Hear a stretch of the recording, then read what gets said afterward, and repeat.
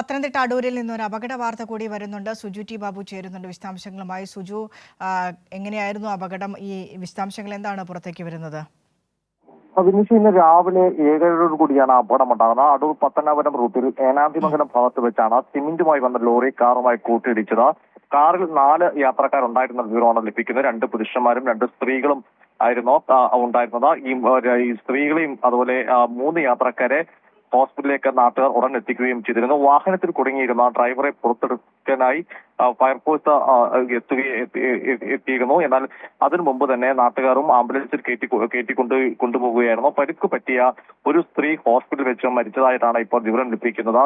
ഈ തമിഴ്നാട്ടിൽ നിന്നെത്തിയ മാധ്യമ പ്രവർത്തകർ അടങ്ങുന്ന സംഘമാണ് അപകടത്തിൽപ്പെട്ടതും എന്നും ചില സൂചനകൾ പുറത്തുവരുന്നുണ്ട്. അക്കാര്യത്തിൽ ഒരു സ്ഥിരീകരണം ആവശ്യമാണ്. എന്നാലും തെങ്കാശിൽ നിന്ന് വന്ന ലോറിയാണ് ഈ അടൂർ ഭാഗത്തുകൊണ്ടുവന്ന കാറുമായി കൂട്ടിയിടിച്ചിരിക്കുന്നത്.